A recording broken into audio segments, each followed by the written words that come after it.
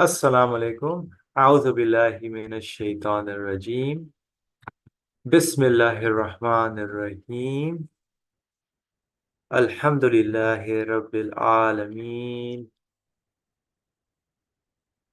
ربنا لا تؤاخذنا إن نسينا وأخطأنا. ربنا ولا تحمل علينا إسرا كما حملته على الذين من قبلنا. ربنا ولا تحملنا ما لا طاقة لنا به. واعف عنا واغفر لنا وارحمنا. أنت مولانا فانصرنا على القوم الكافرين آمين. ولا حول ولا قوة إلا بالله العلي العظيم. وصل اللهم على محمد وعلى آله وصحبه أجمعين. والحمد لله رب العالمين. Welcome, dear friends. Inshallah, we will continue with our discussion about divine determination, the Qadr, which is from the book, the verse, the 26th word. We started actually a very serious topic going into the heart of the matter about how we understand what determination is, the knowledge, how it's operating in our day to day. So many things that are happening. Of course, we mentioned about the relationship between the power of choice, human free will that gets exercised by obeying the order in the universe. And then, of course, the human free will does not have any part in the creation of the result. So based on my choice, the results are created. And that is basically how I can talk about what is existing in the universe that becomes part of knowledge from my perspective. And of course, from the knowledge of the absolute is very different from the way I understand knowledge and my relative to my understanding. So we gave the example of a flash drive that stores all the, let's say, the movie that of everybody's life is stored, and that's just in one shot. Everything is encompassing of each and every stage of the individual's life that is stored in that flash drive. So last time we kind of went over the sentence, we and our reasoning cannot be outside of it, so we can be like a mirror to the area of the past. And I sat down with Brother Ali to discuss exactly what this meant, because so we thought about it, and so I took a note, basically, what I understood. So I don't know absolute knowledge, so that is correct. I can only speak to whatever is present, relative knowledge, as one would say it. And I cannot say that because I know God's knowledge. So I cannot cross outside, basically go outside and as if I know God's knowledge, right? So I cannot say that I know God's knowledge, which is why I would choose according to his knowledge. So we're just trying to break down how to understand this sentence. So I cannot go outside, meaning I cannot hold on to God's knowledge. So basically, so I only choose according to what is within his knowledge. So I'm always within the spectrum of within his knowledge.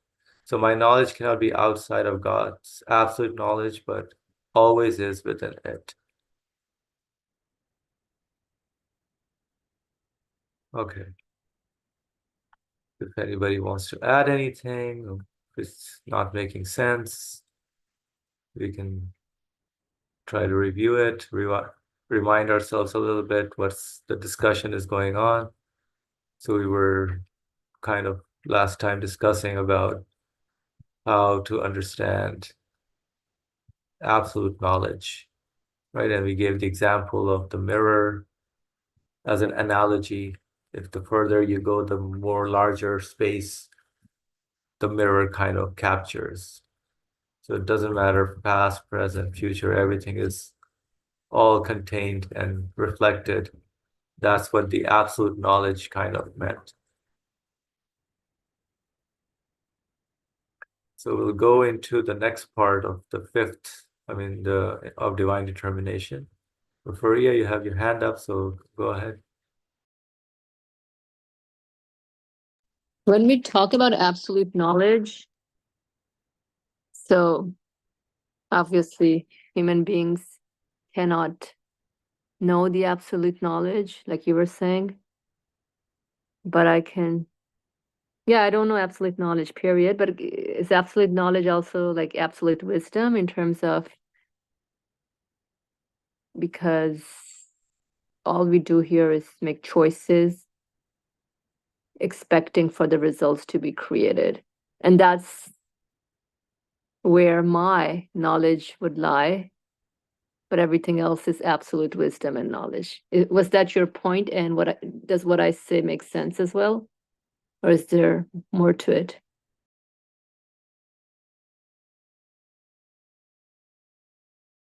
Yeah, to me that makes sense what you said. So in a way, absolute knowledge, like the only we can define it using analogies. For example, that of a flash drive, which is an analogy, because in fact, nothing of the reality of the absoluteness is something that we can only conclude that there must be something like that. So whatever the knowledge that I kind of engage in, there must be one. I can conclude from that about the absoluteness of that particular knowledge. So maybe I'm just looking at the surface part of it, things. Go ahead, Maria, yours. Thank you.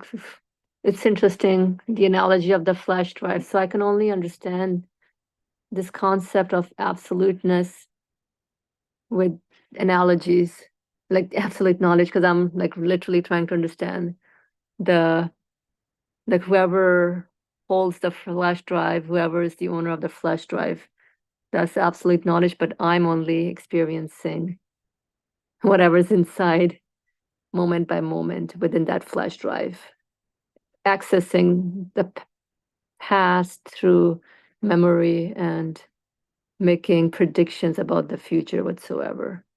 And so this whole thing can only be understood through analogies, absolute knowledge.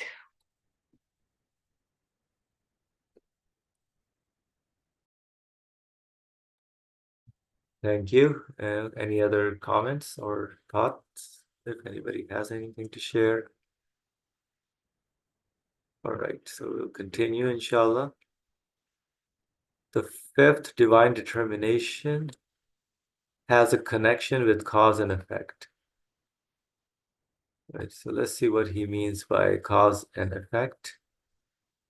So before divine determination had a relationship with the human free will, now it has a connection with cause and effect. So that is, this effect will occur through this cause. In which case, it may not be said that since so-and-so's death is determined at such and such a time, what fault has the man who fired the rifle through his own choice? So the rifle was fired using the free choice that has been given to man in this example, for if it had not fired it, the other would still have died. So this is a question that the author kind of will build upon as we go along, and how conditions play a role. Do they play a role in terms of if one chooses according to his choice and certain result is created? If the choice was not, some other choice was done, like not to fire it is another choice, then would the outcome result have changed? Or would it have stayed the same because the knowledge of this person dying was, in this example, was already determined?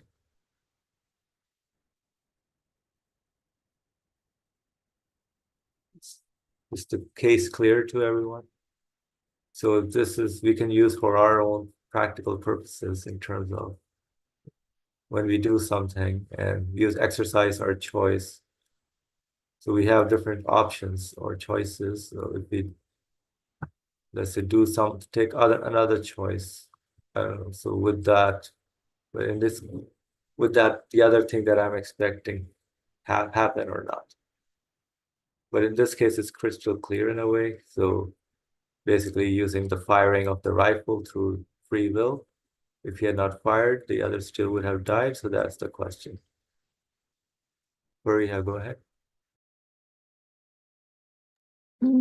Just to have a conversation with you and the author of the text. What I understand is really pretty much what you're saying about causes are just a means to for us to experience the results. What we call causes, they're just a means for the human being to experience results. And hence, how the fifth point is starting off with divine determining has a connection with cause and effect is because continuous orderly creation is what the human being observe here, through which the human being uses his or her free will, and so causes in and of itself is just a means for the end result. And I feel like death is in like it's like the best case to understand as well, rather than saying, oh, because of this, look, if it's the moment for someone to die, this is it. There's no, oh, because of this medicine, or because of this, right? Because of the sickness or this disease, yeah. Mm-hmm. Mm-hmm. So based on your comment, I'm understanding cause, maybe this power of choice is being seen as a cause, but power of choice cannot really create anything. Good point. Yeah. So that's what I was thinking, going towards that line. Mm-hmm. Let's hear from Brother Ali, inshallah, for an introduction. We are not talking about creation here. We are talking about the relationship between human free will and God's determining. So we have to concentrate on the subject in order to understand it. This is what the question, since the divine determining decides about everything, so how can I understand the role of human free will in this matter? Not whether it has a creative power or not. It is not the argument here. So we are studying qadar, divine determining now. So accordingly, we will concentrate on the text, inshallah. Inshallah. Okay, so question was, why may it not be said? So since so and so's death is determined at such and such time, what fault has the man who fired the rifle through his own choice? For if he had not fired it, the other still would have died. So why can't we say this? The answer, because divine determining specified that so and so's death would occur through the man's rifle. If you suppose that he did not fire the rifle, then you are supposing that divine determining had no connection with it, with the act of firing the rifle. So the human choice, free choice. So with what would you decree his death?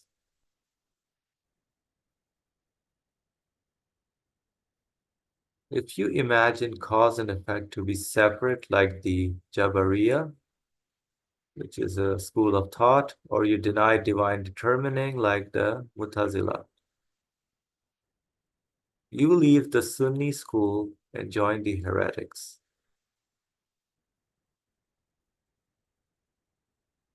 We people of truth say, if he had not fired the rifle, we do not know if he would have died. The Jabariya say if he had not fired it, he still would have died. While the Mu'tazila say if he had not fired it, he would not have died.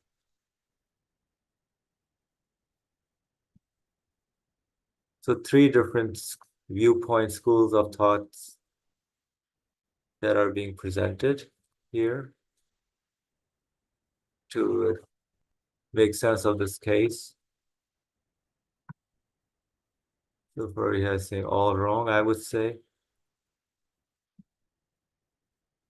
Let's see, right? So if you imagine cause and effect to be separate, like the Jabariya, so apparently there's a relation and they're not independently acting. So this will be kind of a problematic understanding, and then divine determining means absolute knowledge is not there. So that is another problem. So I guess that's why he says join the heretics. So the people of truth say if he had not fired the rifle, we do not know if he would have died. Whereas one says, the Jabariya says if he had not fired it, he still would have died. Because they are of the notion that it was determined for the person to have died. So it doesn't matter if the person chose to exercise the free will to fire it or not. That's the Jabariya approach. The Mu'tazila says if he had not fired it, he would not have died. So apparently so I had put a question for myself when I was reading this. So by obeying the order, results are created, but they are not guaranteed according to my expectations. Right? So let's say by firing the rifle, the order in creation says that, yeah, the person, let's say, based on where it's struck, should usually die. Let's say this kind of bullet that goes through.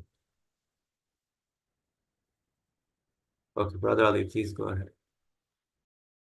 As far as our subject is concerned, the main idea here in the previous page or on the screen, yeah,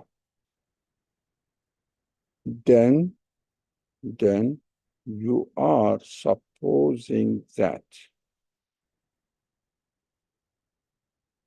the question was he would die anyway.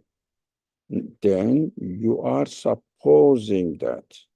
You must be start from there. The question rises because the person is thinking about this subject, asking this question. He would die anyway. Why we are talking about the rifle then?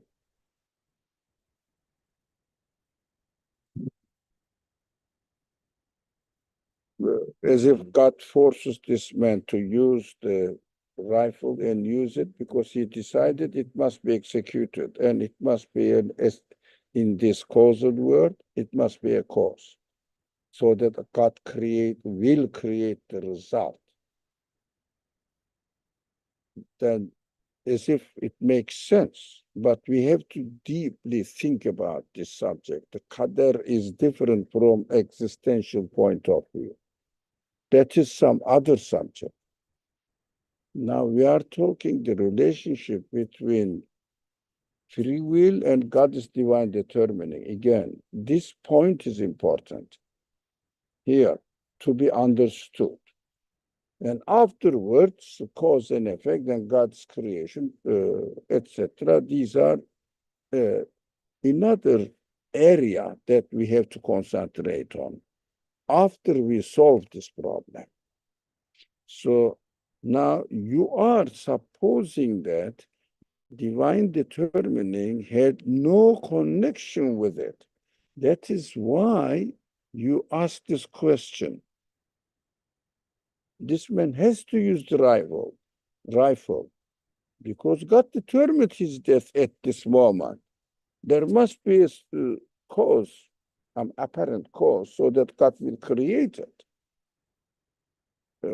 The problem is supposing that divine determining had no connection with it. But from the very beginning of these discussions,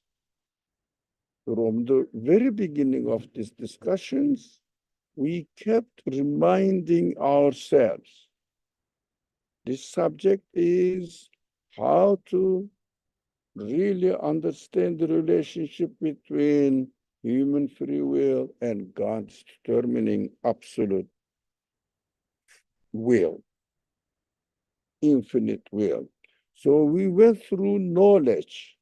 Then the author took us a journey going through knowledge. Knowledge of what? Absolute knowledge. Why? If we are talking about divine determining, that means we have already accepted that everything is created by God and realized by his power according to his will. Now, how about human free will then? This God's divine determining is related to human free will. Before the man decides, uses his free will, freely decides, I am going to take the rifle and pull the trigger, and I think it's called trigger, and kill the man. That is what he is doing with his free will. God knows this free will. Not according to us before, according to him, absolute knowledge knows this free will. That will happen. And since this man freely have chosen to take pull the trigger and kill the man, then God decides and organizes the creation according to this knowledge included in it, and decides that this man has to die now. That is divine determining about the death of the man, organized according to the relationship between human free choice, and God's absolute knowledge. Then this knowledge realizes, it means becomes real, and the creation occurs at God as God knew it, decided it, and created it. Now, human free will is always connected to divine determining. Divine determining does not exclude, I am repeating, I am ashamed of myself. Why should I repeat? You understand. But just finish the sentence. God's knowledge, God's decision includes the human free choice. Accordingly, the order of the universe is arranged. That is called arranging the order of the universe is called divine determining, and accordingly creating it as it is arranged. Inshallah, it is clear. If not, listen to the recordings again and work on it. Study it. Thank you. Thank you. So before I give the mic to Fariha, so you're saying theoretically, so absolute knowledge, which I cannot comprehend, already has that information. That's one thing. But in terms of creation and my exercise of the free choice, So God keeps his promise according to the exercise of the free choice that the result gets created. So the death, so-called someone's death through the trigger of the rifle is an apparent cause, basically, for the death to happen. Right? So the free choice has to be taken into consideration, into account. Free choice has to be taken into consideration while we are talking about divine determining. Not as a creator, as a cause to create. Creator is God, and arrangement of the creation by God, including the free choice of human beings. Inshallah. Inshallah. Okay. So, Fariha, you have the mic if you want to. So I like that point about the connection between human free will and divine determining. I mean, it seems, again, I'm trying to understand this, what we're discussing, the flash drive analogy. It is as if the creator of the universe knows, or it's in the absolute knowledge of the creator of the universe as far as human free choice is concerned as well. Like that which I'm going to choose, that's within absolute knowledge as well. And if that's the understanding, then it seems as if the creator of the universe is serving us.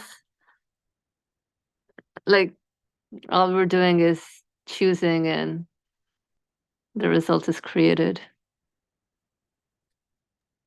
Such analogy is only valid in order to understand that absolute knowledge and human knowledge, to compare the absolute knowledge and human knowledge. Absolute knowledge is like the flat, like it is an analogy only from one purpose, for one purpose. Flash knowledge represents absolute. Flash drive represents absolute knowledge.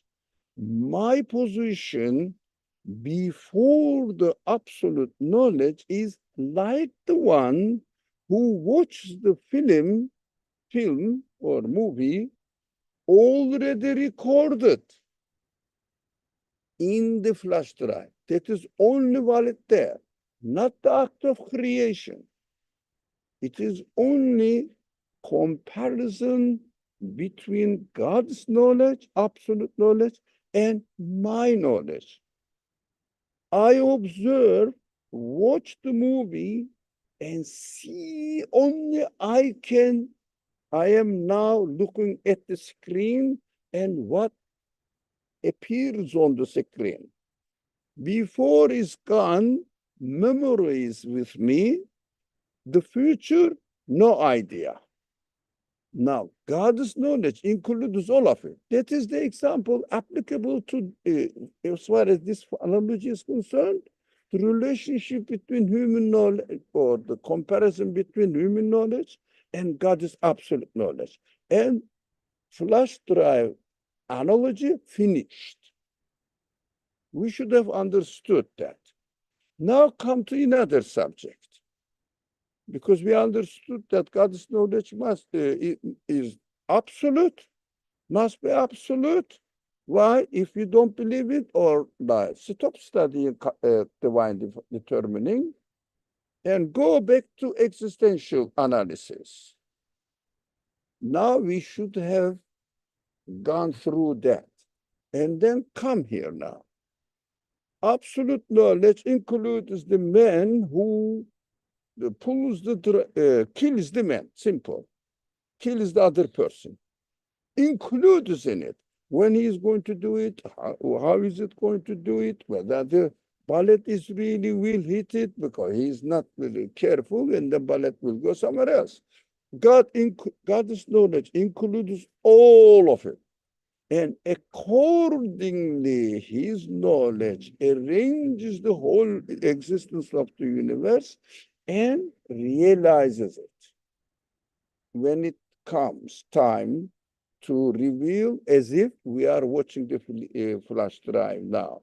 And we saw that God, the man pulled the rifle trigger, and another man died. Now I see this. Where is divine determining, including this information that the man is going to do that? Choose it with free will. And who is creating it? Not the bullet, but God is creating the result. That is why, let's go to the second page now. Awesome. Now, a group called Jabriya, whatever it is, they say, no, men's taking the rifle is different from different creation, and God is creating the death and deciding and creating the death is different. And the author says you cannot separate this because divine determining is directly connected to human free choice. So this Jabriya, whatever they are, this understanding is false. Throw it away. How about the other understanding? Whatever the Mu'tazila, whatever it is. They said, no, God's knowledge is different, but the killer, the one who created the death, is man who pulled the trigger and killed the man. Murderer is the man. I shouldn't confuse the word murderer. It's another subject. Now, act belongs to the man. Result is created by the man. And God's knowledge is independent of man's choice. Sunnah says, no, God's knowledge includes the man's free choice. He will take this. And God's knowledge knows this, divine determining decides that the creation is going to be in this way because the free man chooses, the free will of the man chooses, and I promised what he chooses, I will create it. So the man includes the man's choice, includes God's knowledge. No, just the opposite. Man's knowledge is included in God's knowledge. God's knowledge, this plant the universe existence like this. As he pulled the trigger, death is created by God. You cannot separate it. You cannot say that the man is the creator of death. You understand this subtle point. Yeah, this is a bit not easy to understand, but we have to work on it, work on it, work on it. That's why we have to take the book next to us and get the paper and pencil and take notes and later on work on it. And then if we don't understand, then we can come what point we really worked but didn't understand. Still, that is, we cannot speculate here on the spot. We have to be careful that it is recorded. And the people are seriously listening, a few people, but seriously listening to recordings. That's why we cannot really speak here in a speculative way. Inshallah, we have to be careful that it is being recorded and publicly published. So it's a big responsibility. It's done from within, responsibility. That's why I say, go over it, study it, or before read the text, get ready, or everybody knows that the successful students, before coming to class, check the syllabus and see what we are going to study today, and accordingly come to the class and prepare it. I didn't understand this point. This is clear, I understood. So I will ask this point, or wait, it is explanation. If I am still not satisfied, then I have to ask the question. Otherwise, we are here making speculations, and it is publicly recorded and YouTube recording. I mean, it is the publication made in the name of Islam. So the people will listen to it. They will say, well, this is not a serious discussion. They are just speculations. That is why I am sensitive about this subject. Inshallah, we have to take it seriously. Inshallah, next time, from now on, we have to be serious students, all of us, and get ready, prepare ourselves, and then discuss here. Otherwise, it shouldn't be publicly published. Inshallah. Thank you, Brother Ali. Yeah, so one school says basically that it disregards about the human free choice, right? So, and the other one says the creation or the agency is given to something else rather than God. That's how I think what I understood from what Brother Ali's explanation was. Not quite same, Okay. quite what I understood. Okay. One school says man's free will is not free. We are like robots. As the same school uses this analogy. We are like a dry leaf driven away by a wind. But we think we are freely choosing. Not really. Not really. We cannot choose other than what God decides. We are subject to his decision, God's decision, but we think we are free. So that is God's decision. Free will is God's decision. Death is God's decision. That means, is very briefly explained, separating the cause and effect. As if they don't use these terms, cause and effect, by the way. Free will is not free. God decides about everything. There is a reaction, and what you said was wrong, right now for the second one. As a reaction to this idea, no, God has nothing to do with it.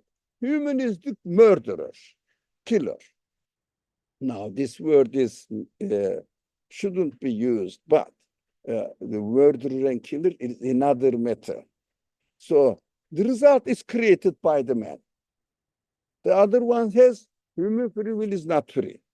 The Sunni says human free will is free. God's knowledge includes human free will, accordingly arranged the universe, and the result is created by God, not by human being, but God.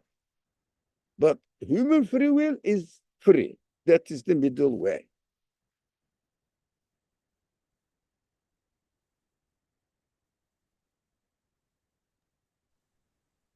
Thank you for clarifying, Brother Ali. So I'm reading some of the comments, basically. So Fariha's last comment, I'll go back to Muawiyah. First, Fariha, so I think you understood, right? So free will is absolutely free. That's how. Which one are you reading? I was reading the last one from Fariha, how is free will God's decision? So that was one school of thought. And as you explained, the reaction to that was just, no, free will is free, but then God or man made the whatever the death that happened. Man is responsible A for it. wrong idea. It's This a is wrong idea. either rejected. Mhm. Why do we discuss? Yeah. How is free will God's conscious decision? Law? This is a wrong idea to be rejected. How can I explain it? Correct. No. So, yes. Okay, and then Mavia, do you still have your comment, or would you like to rephrase it or explain it? I mean, I can make an attempt, but I think Brother Adi's explanation kind of indirectly answered it. But I was gonna say is, with the three stances that the author gave us, I was kind of asking is like, how can we try to like guess, like what, like for example, like we see, for example, in front of us, someone pulling the trigger and the other man dying, right? If we try guessing, oh, if he would not have fired it, this would have happened, or if he did not fire it, like this would have happened. Because I mean, what we see is the result of like divine determining and free will, right? Both are playing a role here. So, but I feel like trying to guess outside of that is trying to guess outside of the boundaries of reality, of divine determining, but that's not something a human is qualified to do. Perhaps it's not an accurate explanation, but I think Brother Ali kind of summed it up clearly. I just wrote this like almost a while back, like 20 minutes ago, when we first read the text. So perhaps it's not relevant anymore. Yeah, thank you. Yeah, that's why I was asking if you still had the questions. All right. Okay, so we're going to go to the sixth. According to Maturidi inclination, the essence of the power of choice is a theoretical or relative matter and may be attributed to God's servants. But Ashari considered it to have existence.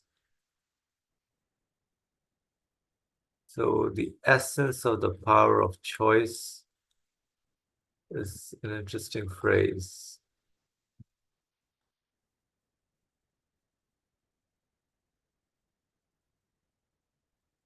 The inclination is the essence.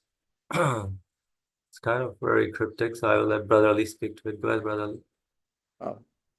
Just we have to know that this third, second, until sixth, and the seventh, they are, yes, related to divine determining subject. This is the general umbrella. This is the general umbrella. But each of them independently deals with one side of one aspect of divine determining. The other one, another aspect of divine determining. What I mean by this, the sixth that we are going to read is not the continuation of the fifth.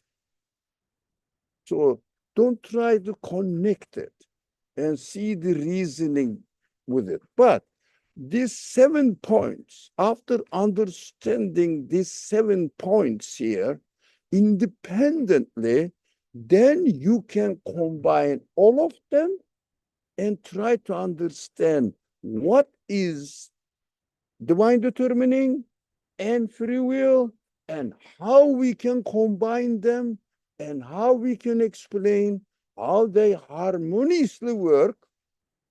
Creatorship belongs to God alone. Free will, human beings are absolutely free. This apparently contradictory position, which is a problem for everyone, including myself, trying to understand like yourself. But I have been studying this subject maybe 50 times. That is why I am speaking as if I finalized my research. No, but as far as much as I reached the conclusion, sharing with you. That's it. I'm an old guy. Don't compare it yourself. I have been reading these books for 50 years, more than 50 years, in fact. So it is not that I am a superman, not at all. I am the simplest man. If you study, any of you study this book for 50 years, you will be maybe 100 times better than me to understand the book. So don't think that I think myself something different or the teacher or something. No, I am still a student. So that is my, how do you say? They say before declaring, speaking something, they say, this is what I have to admit first. How is it called? Disclaimer.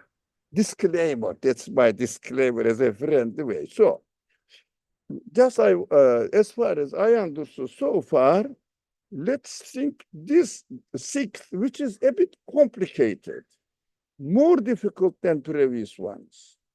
So concentrate on it. Take notes. Go and study along with the text again and again. If you don't understand, still something is not really clear, take notes and note one, note two, note three, one by one, ask the questions. Let's think the answer together and pray together, but make it a little bit formal, not a little bit, quite formal, not, I mean, as if I am having a family conversation here. So, I don't know, I thought about this subject, whether it works or not. No, not this. If you want this way, I am fine with it, but we shouldn't record it and put it on YouTube publicly. We have a friendly discussion between us. Okay, why not? That is what I am wondering. Are we aware that it is published? Now, the subject, come to subject then. The sixth is independently to be understood. Thank you. All right, let's work on it, inshallah, together. So inclination, basically like our free choice, we are inclined, and as a human being, have we wondered about how we decide on things? That's one thing. So we have something called inclination, which is based on that, we exercise the power of choice. Right? So we use in the English term, oh, I was inclined to do this. But so according to one school, the essence of this power of choice, right, is a theoretical or relative matter and may be attributed to human beings or God's worshippers. Now, okay, before I move on, Brother Ali, please go ahead.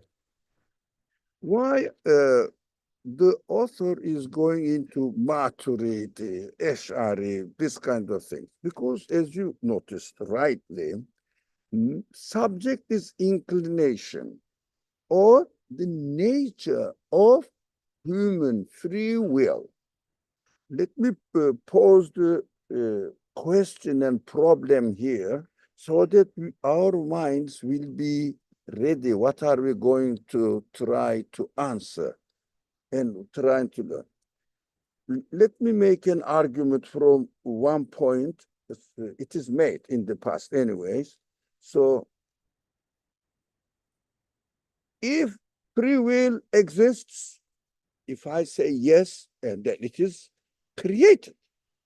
If it is created by God. If it is created by God, everything, every element in it must be determined by God. So I'm not free. That is one point. If it is not created, oh, sorry.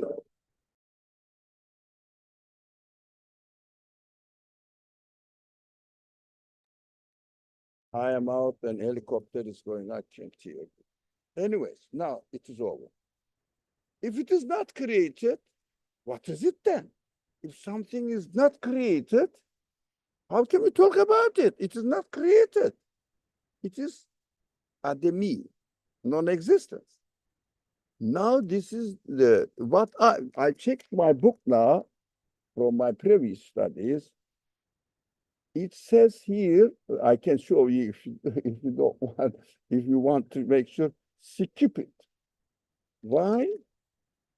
This is going to be studied at the very end. I'm not suggesting we should skip it here, because at this stage, it is very difficult to understand unless you have a very strong background about what is going on in Islamic, what happened in Islamic scholarship, which is called the theology, Muslim theology, or Kalam, the science of Kalam. If you don't know what's going on, what happened then, and which kind of arguments, and why Ash'ari, Maturidi, then Jabri, Mu'tazili, what are they talking about? There's no such thing nowadays, which is correct, which is correct. But inshallah, we are going to understand it, not for the sake of different schools of thought, arguments, but as far as our practical life is concerned. Inshallah, we will try to understand these kind of complicated subjects that very subtle attention is needed.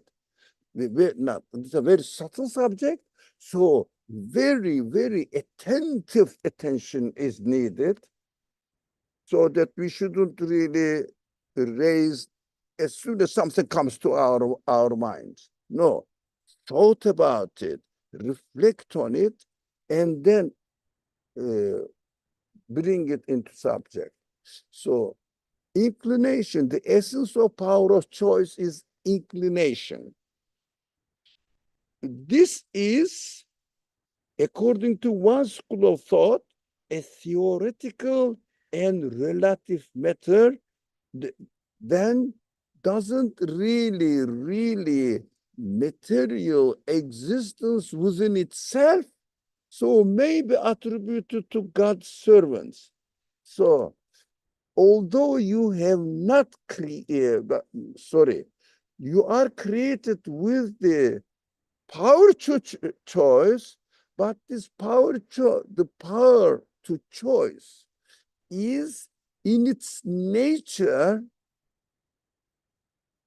is given the ability to choose without God's interference. In this aspect, Maturidi says, as if it doesn't have an existence, it is just a kind of creation that we don't really understand its essence, as we don't understand the essence of anything, but I am practicing it. I am created like this. Or my spirit is created with this quality. But this quality, the sentence I am going to say is very essential. This quality, in its this quality of choosing, or inclining towards this way or in this way, only inclining, not really choosing to create, but inclining. So this inclination has in its own essence the quality to be free from God's controlling it, God's directing it, free from God's direction, command. God said, I'm going to give you an ability. This ability will have in its own essence acting independently from my direction, In this sense, Maturidi said that this inclination, the essence of power of choice, can be left to human being because its nature, its essence is to act independently of God's free will, God's will. Now, this is a subtle subject. It is nature is to act, to choose independently of God's interference, God's creation. The nature of is this. That's why a person uses this inclination, maybe said that this inclination belongs to this person. Now, may be attributed to God's servants. It means you and me, the one who uses the free will. So I can say, I have a quality that created me with this quality, that this quality gives me to act independently of God's decision, interference. This point is really very important, and I understand that this is an essential matter to understand about human free will, that God is not creating human choices. It is God's decision. I'm sorry, the result is created by God. But choice is free to be used by human beings. In our discussions, I briefly refer to the free will, the human free will, the nature of human free will is to choose freely. That is a very rough, not really refined, very rough description of human free will. This is enough to understand. If I understand that my free will, when I choose something, my free will in its own nature to act freely, I'm freely acting. But at the creation side of it is more complicated. Even I don't understand whether who created it. If it is not created, if it is created, this argument never ended in Muslim history anyways.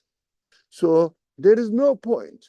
Practically, my free will is in its essence free to choose. That's it. That is what I can say only, not much. Thank you.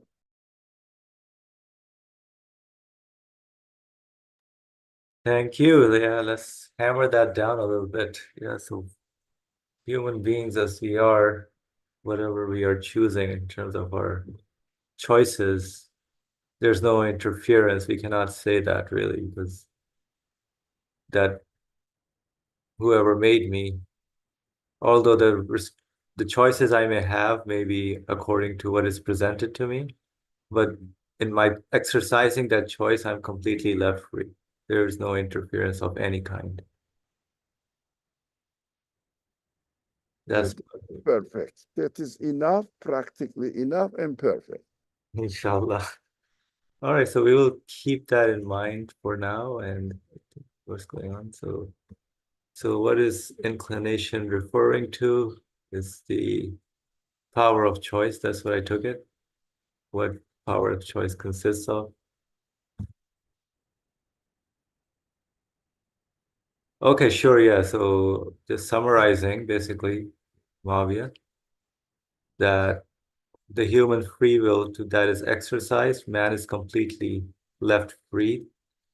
There is no interference of any kind from the creator who gave me that free will. So my exercise of my choice is left completely free.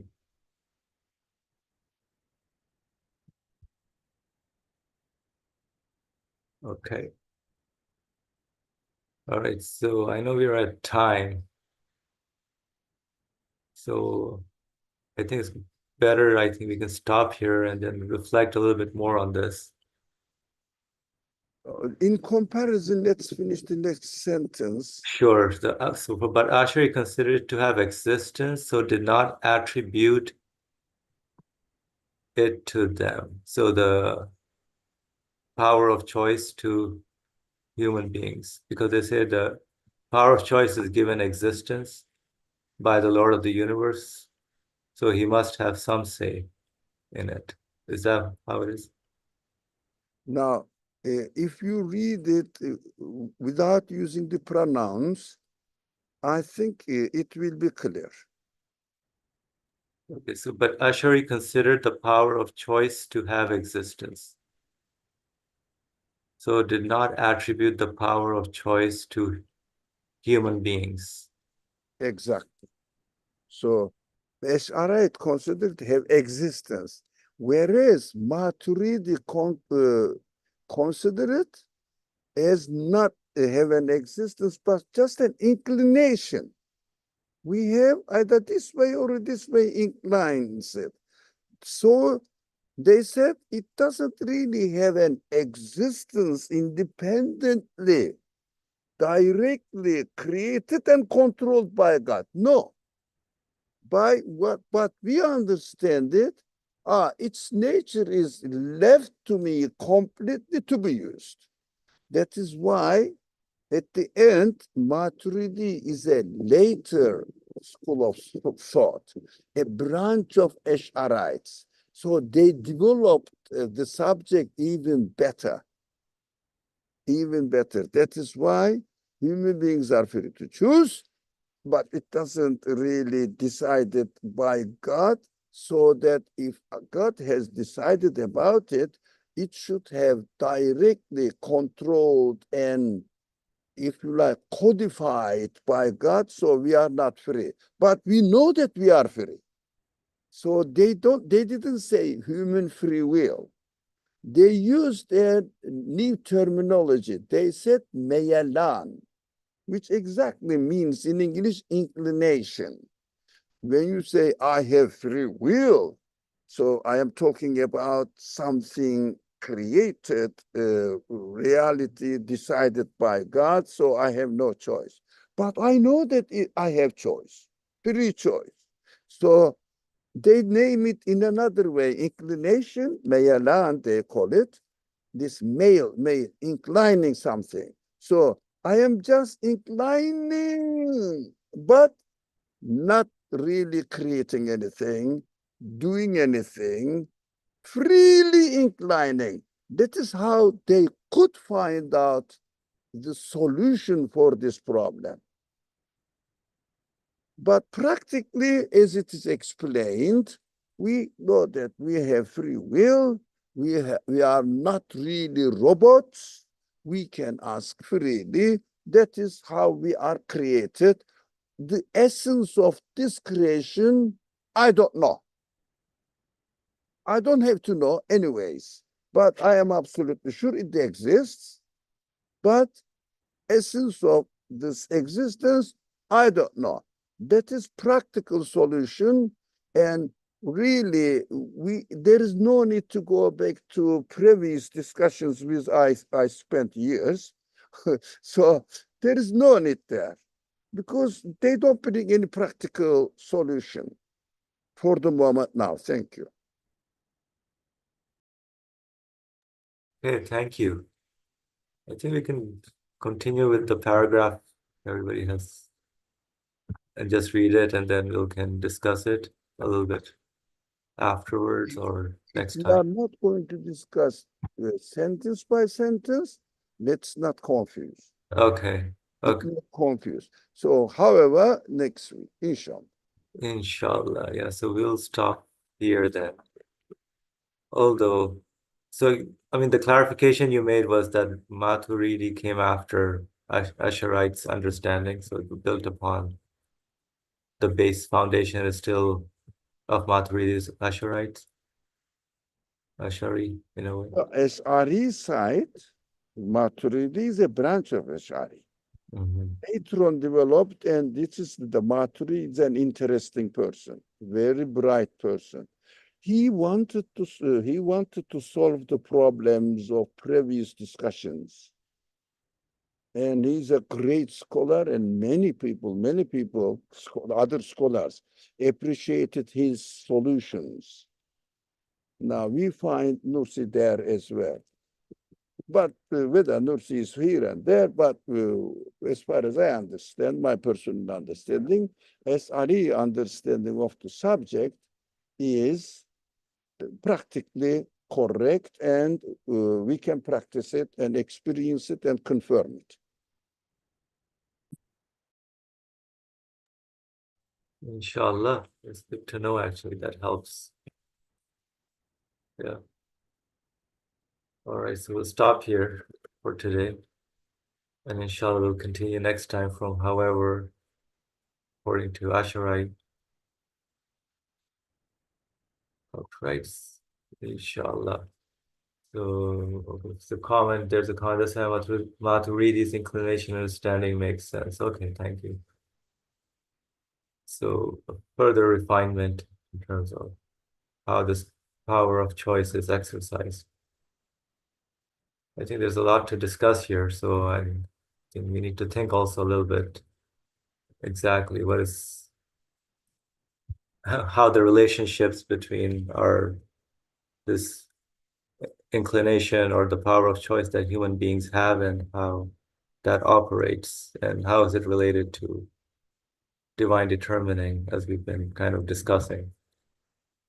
All right, so It a little bit blurred up now. okay, Relationship between power of choice and inclination. Now, this is not the subject. The subject is what we understand from power of choice. In fact, we are talking, although the name is power of choice, that is why it looks like something directly created by God and under his control. No, we are talking, in fact, under the name of power of choice, we are talking, in fact, inclination, as Farid has said, somewhere there. That is why Maturidi's inclination understanding makes sense. Yeah, I am happy to hear this. So that is why Maturidi's inclination, because people say free will, they think that God decided to do something. For example, the engineer decided the computer to work in this way. So computer has no free will, correct? No, the Maturidi school says that Imam Maturidi himself is the leader of this. He said, as if the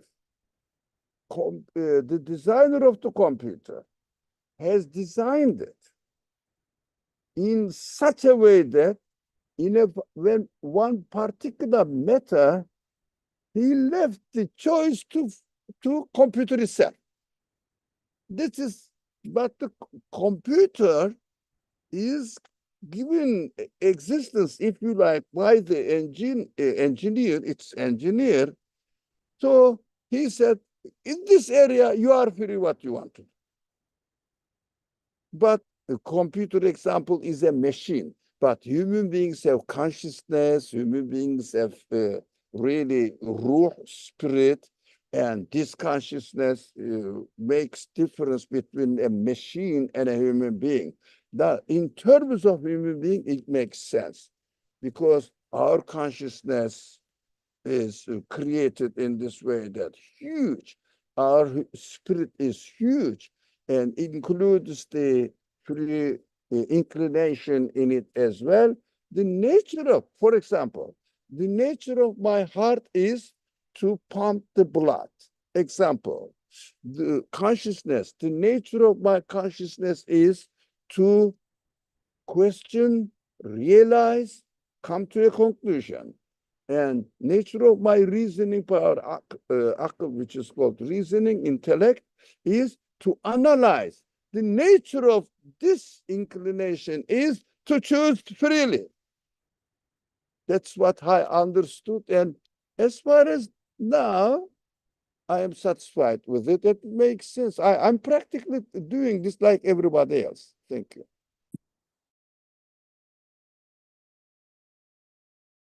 Thank you, Brother Ali. All right. We'll stop here. Bismillah ar-Rahman ar-Rahim. سبحانك لا علم لنا إلا ما علمتنا إنك أنت العليم الحكيم وآخر دعوانا على الحمد لله رب العالمين بحمد سورة الفاتحة.